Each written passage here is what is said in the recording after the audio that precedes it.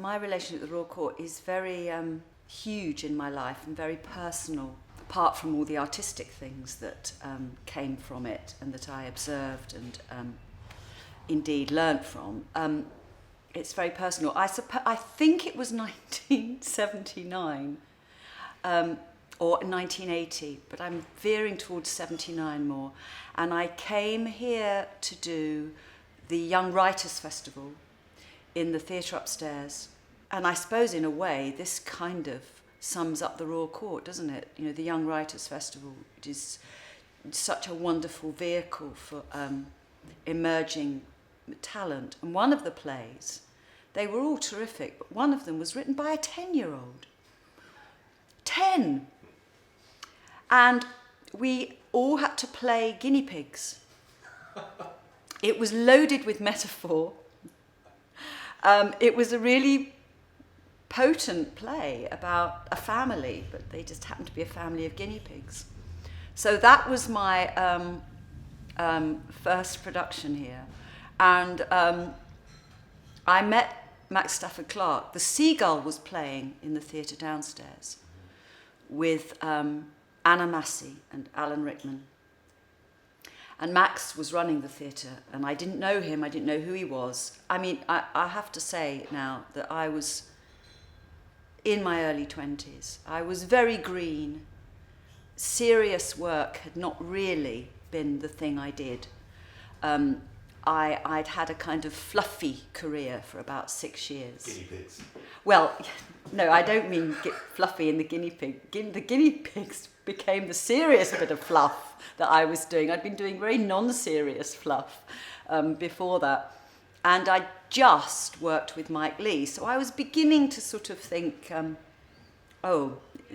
there's another side of me that's quite interesting. Anyway, I came here and I didn't know who Max was, didn't know what he looked like, had no idea that he ran the building, and didn't know that he'd directed The Seagull. And in the days when you could actually park, unbelievably, on a little bit of wasteland at the back of the building, I'd blocked his car of the moment, which was probably an E-Type Jag or something. And he'd heard that this young girl who'd blocked him in was having dinner at Comolario. So he came down to Comolario and said, are you the one that owns the Mini? I said, yes, I am. He said, well, you're blocking me in.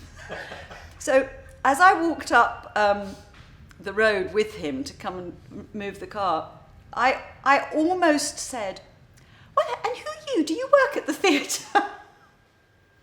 But I didn't. And I later found out that he was Max Stafford Clark. And he came to see the 4 short plays.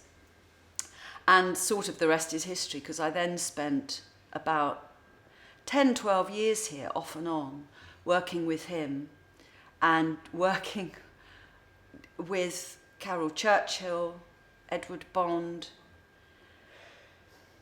Mark Ravenhill. I did Chekhov here, I did Three Sisters. Andrea Dunbar was the original Rita Sue and Bob too. Hanif Qureshi. I mean, I had the time of my life. I was very aware at the time how brilliant it was. But when I look back now, I think how lucky I was to have this, I can't find the words, rich gold dust. I mean, an extraordinary period of learning. I saw Andrea Dunbar's The Arbor, which Max directed. Now there's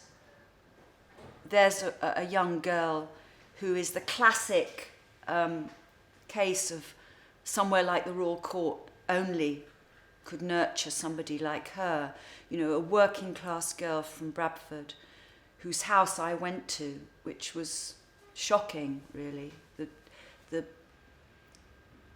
The terrible circumstances of her living and her home, and it was really quite shocking for me. But she had this extraordinary talent that Max nurtured. And The Arbor was You know, I was very young myself seeing it. I'd never, ever seen a piece of realistic theatre like that, ever. With language that was, it was verbatim really. She was writing the story of her life and the people that were in her life, and that's what she did. And she did the same thing with Rita Sue and Bob too, which I was in the original production of here. She wrote about her life, so that was very shocking for me because I'd never seen stuff like that. And of course, it sums up what the Royal Court did best. And you know, it doesn't always just happen by itself. There are young writers out there submitting plays, but they need the Max Stafford Clarks who, I mean, that man is a genius with writers. And I've been in a room with him, with Andrea Dunbar, young and naive and new and fresh and writing what she knows. And I suspect had Andrea lived, I might be absolutely wrong, but I don't know how much she could have written outside of her very personal experience. But I've also witnessed him working with Carol Churchill and Edward Bond and Mark Ravenhill. And you need directors like him to nurture that writing. And Hanif, you know, I remember rehearsing Borderline, which was again very early on, which was I think the second play I did here. So that was probably 1980 or 1981. You know, Max was vigilant, strict. He would send Hanif home to rewrite things, and quite often Hanif didn't want to. He was young, you know, he was very young, in his 20s. He thought he'd just done it, written it, the Royal Court were going to do it, great, you know, but then you got this tyrant Max going this, this and this. And the work was always very collaborative, you know, it wasn't just about a writer being private, and it was collaboration, and that never was that more so than on Carol Churchill's Serious Money, which we workshopped. We would go and we did a month's workshop. We would go and meet all these people. The play was about the city and this new emerging climate in the city, of futures market, which was basically this whole breed of young person from Essex coming into the city and kind of taking it by storm, really. And Carol wanted to write a play about that. So we all went out and met all these people, and we'd spend, some of the boys spent whole nights with the guys going out and rock and rolling till 5 a.m, and then carrying straight on and going into the markets and starting trading at 6 a.m. Mad. But we would meet these people and then come back to the rehearsal room and do them and present it and do it. But we were working very closely with Carol. And then when she started to write the play, we were very involved in what we thought worked and didn't work. And, you know, you had to kind of pinch yourself. And, you know, Max, that was the whole thing. It was collaborative. It wasn't like, oh, well, Carol will write it and we mustn't say anything. It was about what we thought. And the whole structure of Serious Money changed very radically because of the actors' input, because of Max's input. You know, and I'd never known work to be like that. And quite truthfully, apart from the work I do with Mike Lee, which is something else entirely, because that is wholly set up to be a collaboration. But I've never done work in the theatre that's come anywhere close to what happens here at the Royal Court. If I was a writer, I would take enormous comfort in the fact that the Royal Court exists, because it is this